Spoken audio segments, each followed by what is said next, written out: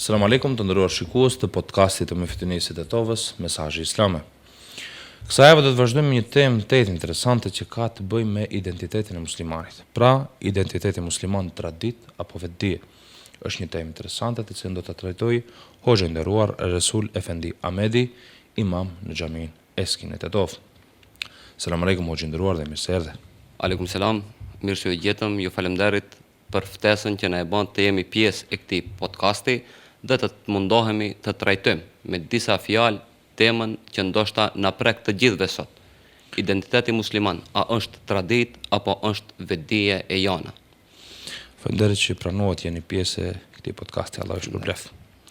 Hoxha i nderuar, do dalim te pyetja e parë, me që sot ka shumë besimtarë të cilët janë musliman, janë musliman të devotshëm mirë, po sikur kanë frikë apo nuk duan që ta shfaqin atë identitetin e muslimanit. Do thonë mbulojnë atë pjesën, janë ngushtohen kur ju bëhet pyetja se ai je musliman apo ai je praktikant i fesë.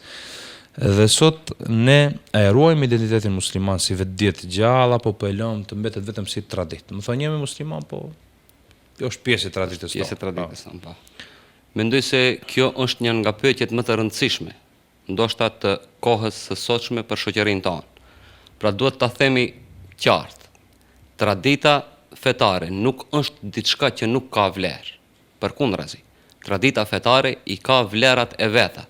Dhe për çdo herë në rrethinën ku jetojmë ne, pra kryesisht mund t'i themi edhe në Ballkan, që tradita fetare gjithmonë ka qenë urrë për njerëzit tonë që ta ruajnë identitetin e tyre si musliman.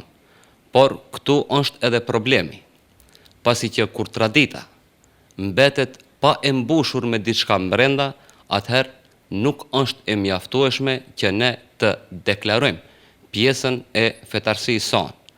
Mund të japim edhe me shembull konkret. Në qoftë se ne e lejmë islamin ose e lejmë muslimanlëkun tonë vetëm në ceremonia të caktuara, pra e lejmë shembull vetëm në për sunetime, në për nikahe e kështu me radhë, atëherë kjo dëshmon se ne nuk e kemi mbushur pjesën tonë që na duhet. Pra për ta mbush këtë pjesë, ne duhet ta kuptojmë që Islami nuk duhet të mbetet vetëm në data të caktuara. Pra Islami nuk duhet të jetë vetëm një datë në kalendar, por duhet të jetë një identitet i vërtetë. Duhet thënë që tradita e mban gjallë kujtesën tonë, por vetdija e kthen kujtesën tonë në jetë. Allahu xhallashanuhu thot në surën Bekare, ajetin 208, Estağfirullah billah, ya eyyuhalladhina amanu dkhulu fis-silmi kafe. Pra o ju që keni besuar, hyni në Islam plotësisht. Pra edhe ky ajet kuranor na mëson neve se Islami nuk është vetëm një pjesë e vogël e jetës sonë, e cila duhet të mbetet vetëm në për ceremonia. Kryesorja për ne duhet të jetë që atë strukturën e Islamit të mundohemi ta tregojmë edhe në jetën tonë të përditshme, pasi që edhe ajeti kuranor është në këtë mënyrë. Pra hyni në Islam plotësisht, jo pjesërisht. Do të thonë që Islamin mos e mbani vetëm në struktura të ngushta, por mundoheni që Islamin ta mbani në struktura më të gjëra të jetës suaj të përditshme. Pra kjo neve na tregon që tradita jonë neve na lidh me të kaluarën tonë, pra na lidh me identitetin e muslimanit, por na mban vetëm si traditë. Në qoftë se ne mundohemi që ajetet kuranore ose fjalët e pejgamberit alayhis salatu vesselam t'i fusim në përdorim në jetën tonë të përditshme, atëherë me automatizëm pjesa e traditës kthehet në vetdije të plot islame. Edhe kjo si zakonisht kërkohet prej nesh si musliman. Faleminderit. Është interesant çështja se shumë nga ne, nga vëllezërit tanë, do të thonë e praktikojnë fen vetëm si çështje tradite. Po, është vërtet. Nëse ndalesh edhe ta pyesësh pse e bën këtë veprim ose pse e bën atë veprim, nuk e din. Po e din vetëm se e ka bëu gjyshi ose baba. Don kjo njëkohësisht tregon rëndësinë e traditës, se me të vërtetë tradita e ka ruajtur fen deri sot tek ne prej gjyshërve tonë kështu me radhë, po në anën tjetër kjo tregon edhe dobësinë e asaj që ne duhet vetëm me traditë, por në anën tjetër identitetin e vërtet, dijen e kështu me radhë mos e trashëgojmë. Hoxha nderuar, çfarë ndodh kur feja largohet nga jeta e përditshme? Do të thonë mbetet veç ceremoni, kjo që thash pak më parë. Do të thonë vetëm si ceremoni, si dhone ka bë gjyshi ose ka bë kjo, mirë, por nuk ja dim vlerën e vërtetë. Po, mund të themi që feja kur largohet nga jeta jonë e përditshme, pra nuk e kemi fjalën për njeriu që thot hapër se unë nuk besoj. Problemi i vërtet është në atë edhe çka e thatë ju. Pra problemi i vërtet është se ne besojmë, por shumicën e elementeve të fesë i përdorim në mënyrë të traditës. Pra bëjmë diçka, por nuk e kemi të qartë se pse e bëjmë. Pra me fjalë tjera, themi që jemi musliman, elhamdulillah, e kemi atë pretekst, po ky pretekst duhet pak edhe të mbushet. Të reflektoj në jetën tonë. Kjo është ndoshta edhe problemi më i madh i joni sot. Pasi që shumicën e elementeve fetare i respektojmë, mundohemi që t'i zbatojmë, por kur vjen pyetja, pse e bësh kët, atëherë nuk kemi një përgjigje të qartë. Pra duhet ta kemi të qartë që Islami ose feja nuk është dekor i jetës sonë. Pra nuk është vetëm për të duk pak më bukur, por është e kundërta. Është drita që e orienton jetën tonë drejt më të mirës. Të kthehemi te ajo, pse feja largohet nga jeta jonë. Është edhe me ajet kuranor. Do të mundohemi pak edhe ta sqarojmë. Surja Saf, ajeti 2 dhe 3, Allahu xhalleshanu thot: Ja eyyuhalladhina amanu lima taquluna ma la taf'alun kabura maktan inda Allahi an taqulu ma la taf'alun. Pra kuptimisht, o ju që keni besuar, përse thoni atë që nuk e bani, është shumë e rëndë tek Allahu të thoni atë që nuk e bani. Tash nëse ndalemi te ajeti kuranor. Në shumicën e rasteve, edhe ne si hoxhallar, por edhe para ardhësit ton, çdo herë kemi thonë disa fjalë. Kemi thonë disa pretekse islame, ose jashta islamit, pa marrë parasysh. Kemi thonë një fjalë e cila duhet të zbatohet nga gjenerata e ardhshme. E tash duhet që parashtrojmë vetes pyetjen: a e bëjmë ne atë çka e themi, apo nuk e bëjmë? A mundohemi vetëm që ta japim një mesazh, të kaloj koha, apo mundohemi atë mesazhin që e kemi dhënë ta strukturojmë edhe në jetën tonë të përditshme?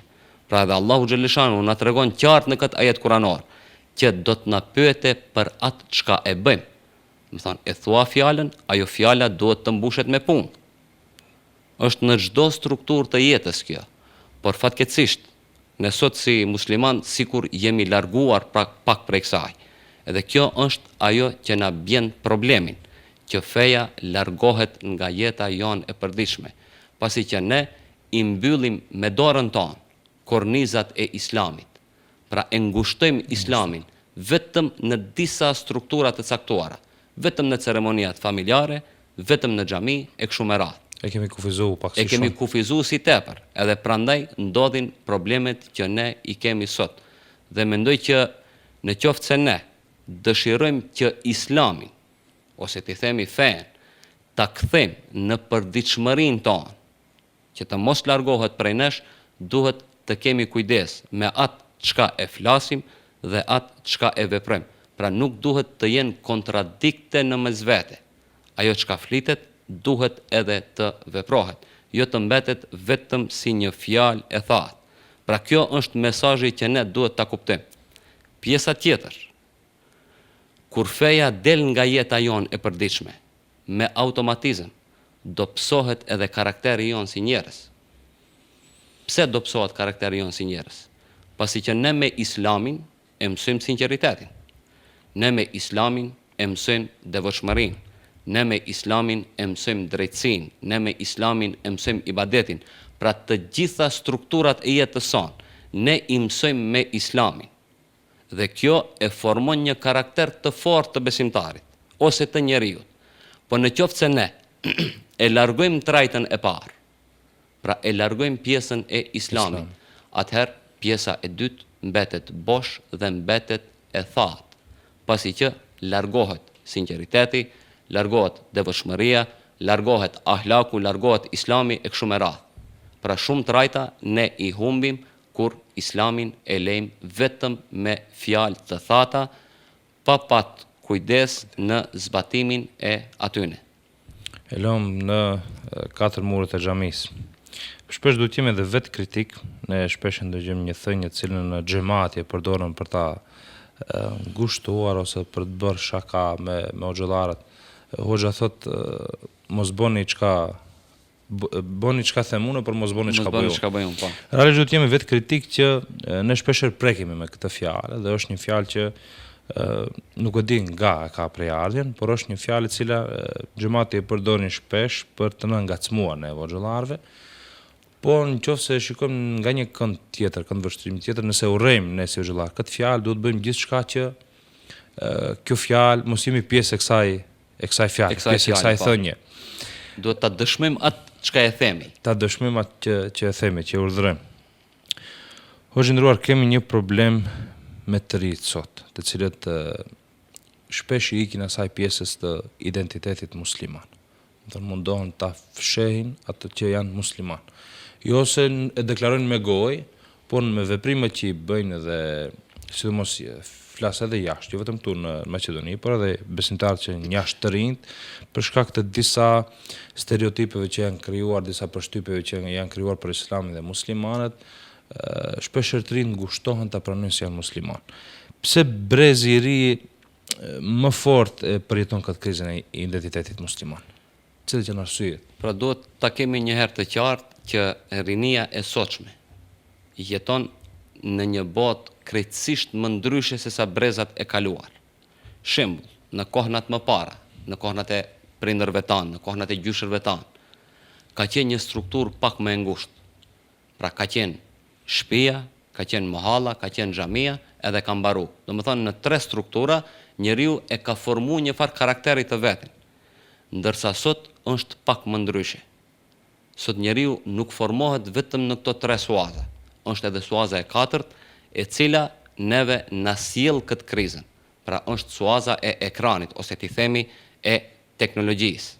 Tash kjo nuk do të thotë që teknologjia është diçka që duhet të urrehet. Jo, është e kundërta. Ne do të shfrytëzojmë teknologjinë për të mirën tonë, për të përhap të mirën.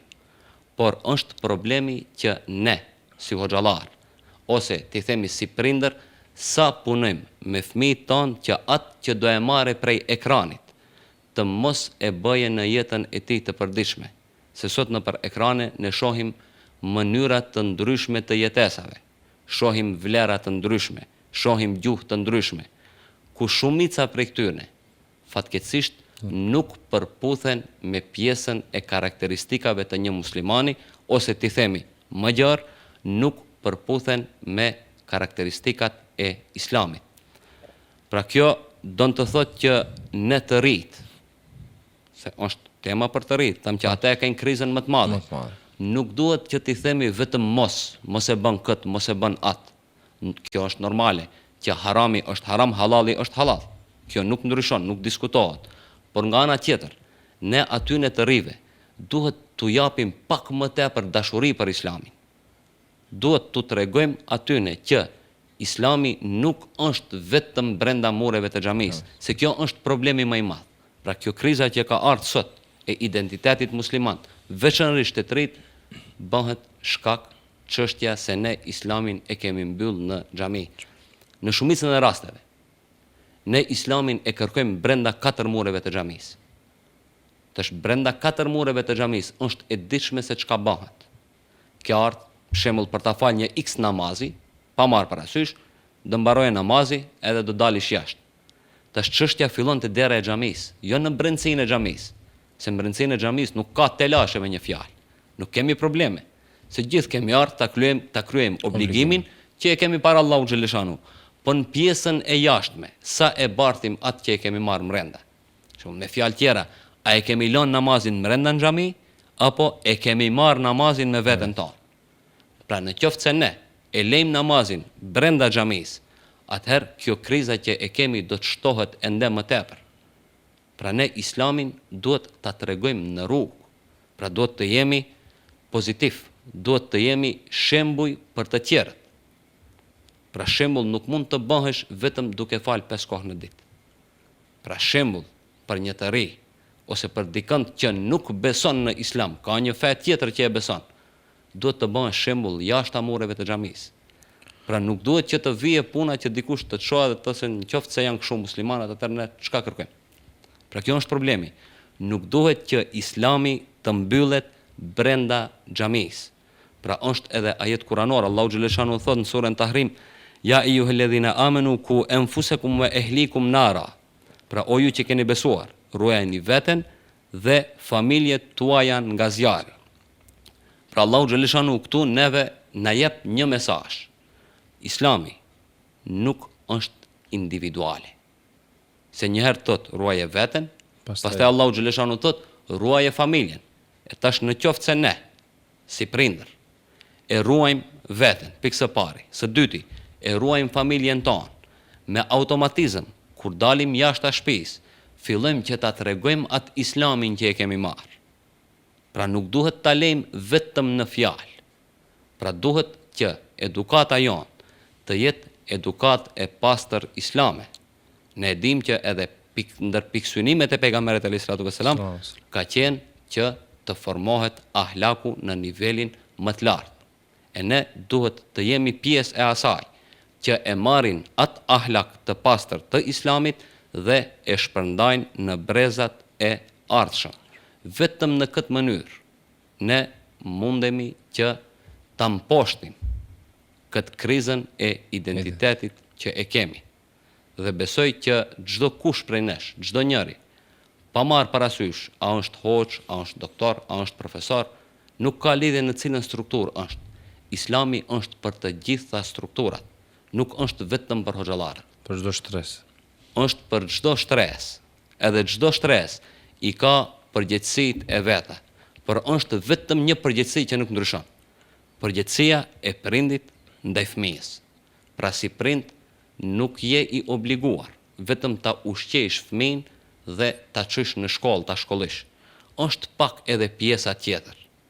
Pra ta formosh një identitet, ta formosh një ahlak të pastër islam, në mënyrë që në të ardhmen ai fëmia kur do të vijë, shembull, kur do të vjen moshë madhore, të dije se pse janë elementet fetare, çka bëhet me elementet fetare dhe ne ku mund të arrijmë me elementet fetare. Ta dije tamam pse është musliman. Po, ta dije fiks se pse beson në Allahun xhaleshanu, pasi që ne këtë e kemi të qartë edhe me ajete kuranore.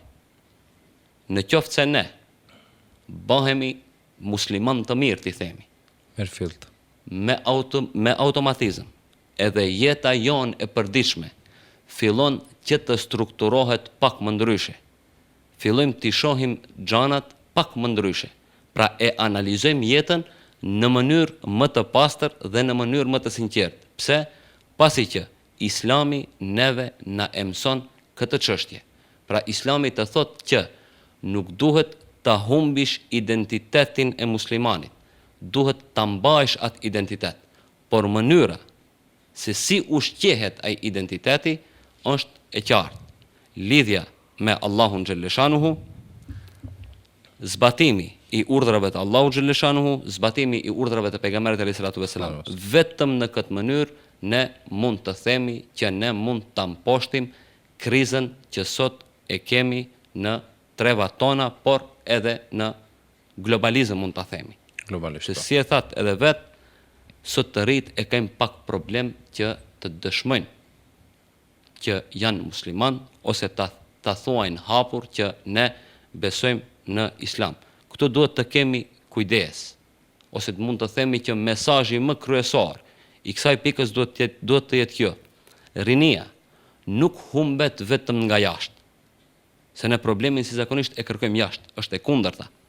Ndonjëherë humbet edhe nga mungesa e shembullit brenda.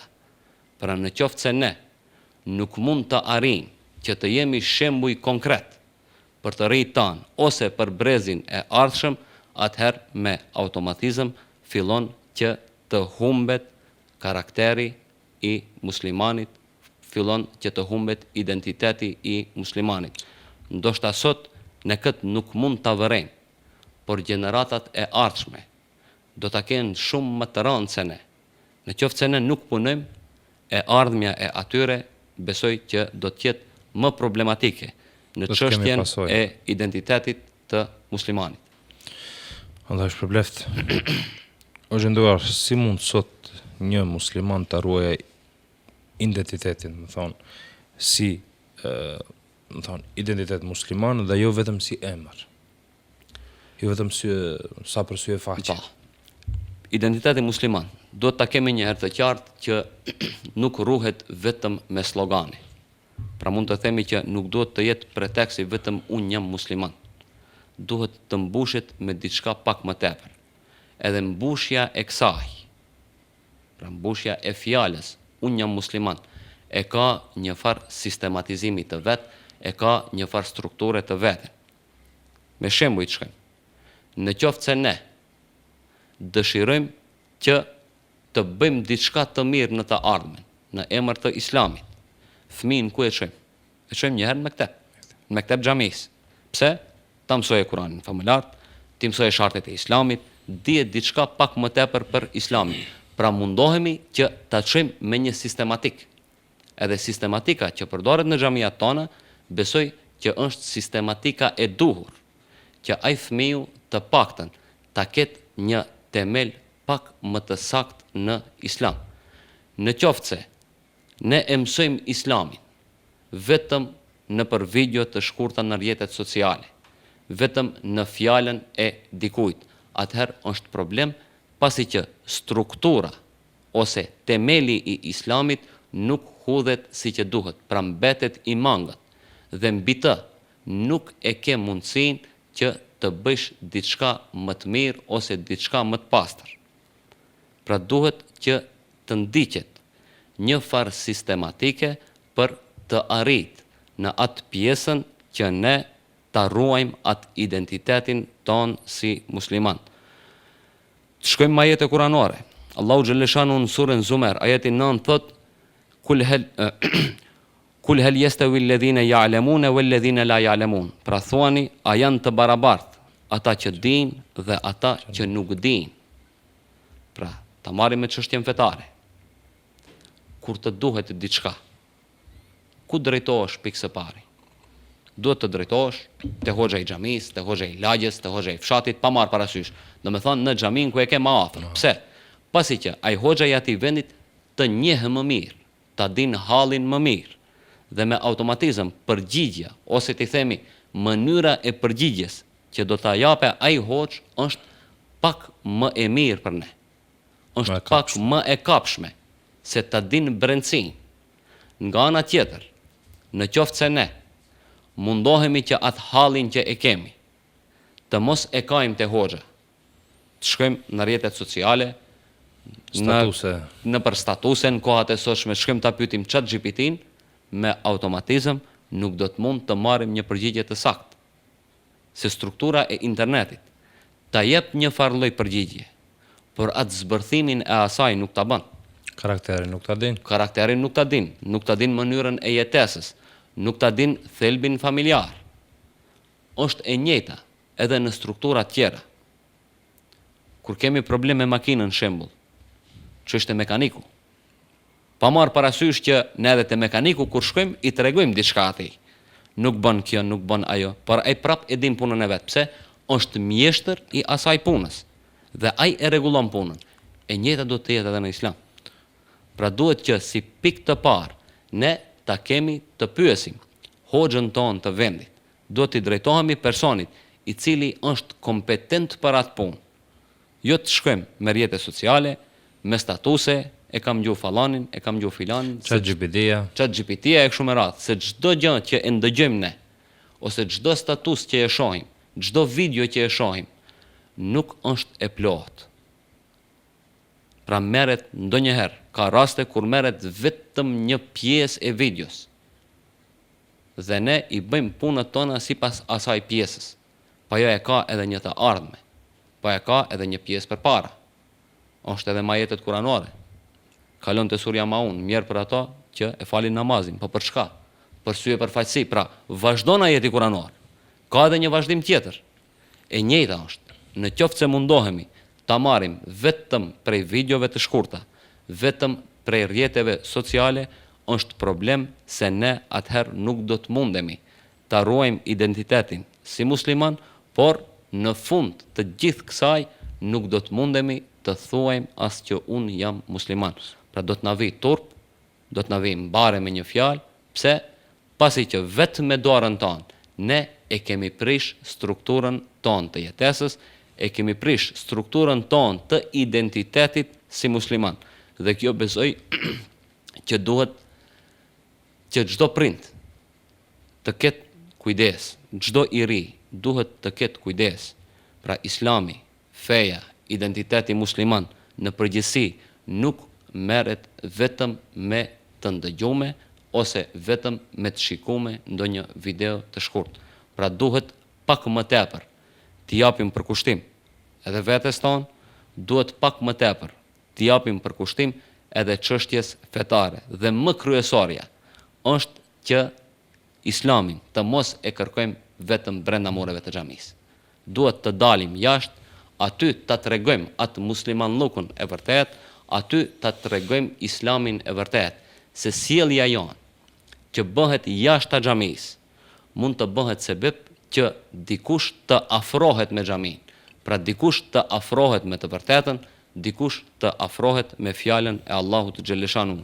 Dhe besoj që çdo musliman e ka këtë për obligim.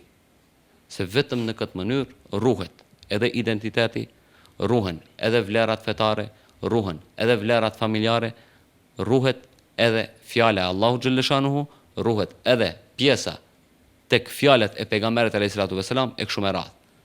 Pra, thonë shkurtimisht, me një identitet të pastër musliman, me mbrojtje të një identiteti të pastër musliman, ne me automatizëm e bëjmë që e ardhmja të jetë në struktura të Islamit dhe të mos jetë në struktura të ndryshme. Pra, identiteti musliman ruhet me ibadet si pikë parë, e cila është lidhja mes nesh dhe Allahu xhaleshanuhu, e dyta, ruhet me dije të pastër fetare, e treta, ruhet me ahlak të pastër, ruhet me familje të pastër dhe e fundta ruhet me xhamin. Pra në qoftë se ne mundohemi të gjitha këto elemente t'i marrim në një vend, atëherë mund të themi që kemi kuptuar diçka pak më tepër prej Islamit dhe mund të themi që vetëm në atë forë ne mundemi që ta ruajmë identitetin ton si musliman, identitetin ton si besimtar të vërtet, identitetin ton si robër të Allahut xhaleshanuhu dhe jo vetëm si konsumator të thjesht të kësaj dunjaje, pasi që çdo gjë që është në këtë dunja është kriju për të mirën e njeriut, por kryesorja është që ne të kuptojmë se pse është kriju dhe çfarë mesazhi ka në atë krijim që e ka bë Allahu xhaleshanuhu. Faleminderit. Me fjalë të tjera, mos ta shikojmë çështjen e Islamit si në atë këndvështrimin mu'tazil. Domethënë vetëm ajo që na konvenon prej jeteve të Kuranit, prej videove që gjejmë në Facebook, ti përdorim ato si shembull njët apo si pikë referencë, duke anashkaluar pjesën më kryesore, si ajeti kuranor që përmendet mirë për ata të cilët falin namazin. Hoxha nderuar, faleminderit shumë për përgjigjen.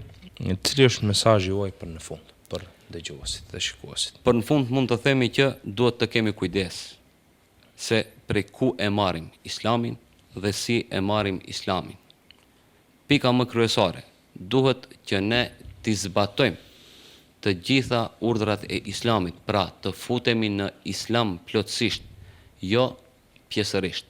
Se në momentin që ne e marrim Islamin me pjesë të ndryshme, me shkëputje të ndryshme, atëherë prishet identiteti jon, prishet e tashmja jon, por prishet edhe e ardhmja jon. Mesazhi më kryesor i gjithë kësaj që folëm, mendoj që duhet të jetë nëse duan që fëmijët tanë ta duan Islamin nesër, Ne duhet ta jetojmë Islamin sot dhe jetesa jon duhet të jetë shembull për brezin e ardhshëm, pasi që tradita neve na lidh me të kaluarën, por vetdia islame, ose ti themi identiteti i vërtet islam, ndërton të tashmen dhe të ardhmen tonë. Prandaj duhet të kemi shumë kujdes në çështjet fetare, ta marrim islamin në tërësi dhe jo në pjesë të shkëputura. Allah ju shpëlbeft për mesazhin e bukur që dha në fund. Lusë Allahun që t'jep mirësi dhe begati, që pranuat të jeni pjesë e këtij podcasti dhe sukses në punën tuaj në vazhdim. Faleminderit. Gjithashtu ju falenderoj edhe juve që dajtët kohë na thirrët si ligjërues në këtë podcast. Shpresojmë që të vazhdojë kjo çështje e podcastit, pasi që Inshallah. ka edhe njerëz që na dëgjojnë, ndoshta mund të bëhemi sebeb që dikush të kape diçka pak më tepër prej islamit. Inshallah, Allahu Ju falenderit. Faleminderit edhe juve. Të nderuar shikues, ashtu siç e tha edhe vet Hoxha, Islami nuk mbaron në xhami. Islami fillon aty dhe pastaj zhvillohet në jetën jashtë xhamisë. Ne mund të falim namazin, mund të agjerojmë Ramazanin, mund të japim zakatin, mund të shkojmë edhe në haç. Mirë po çdo bi kemi nga këto vepra nëse ato nuk reflektojnë në jetën tonë dhe në shoqëri. Me faljen e namazit në xhami nuk përfundon aty Islami. Përkundrazi, kur të dalim nga xhamia, namazi që kemi bërë, ajo energjia që kemi mbushur në xhami, të reflektoj mirë tek të tjerët. Nëse jemi të mirë me shoqërinë, nëse jemi të mirë me prindërit, nëse jemi të mirë me fëmijët, pa marrë parasysh sa janë apo jo musliman, nëse jemi të mirë me rrethin ku ne jetojmë dhe nëse jemi të mirë me njëri tjetrin, çdo keq që ka nëse krenohemi se jemi musliman. Andaj për ta pasur më të lehtë që ta ruajmë identitetin musliman, ta pranojmë se jemi musliman publikisht dhe të krenohemi me atë se jemi musliman, receta është e thjeshtë. Të jemi të nështruar ndaj Allahut dhe të sillemi mirë me të tjerët. Ta dëshmojmë tek të tjerët se Islami është fe e paqes, është fe e dashurisë dhe të jemi shembulli më i mirë se si duhet të jetë një besimtar musliman ideal. Deri në podcastin e radhës, ju lutem në mëshirën e Allahut xhaleshanuhu. Assalamu alaikum wa rahmatullahi wa barakatuh.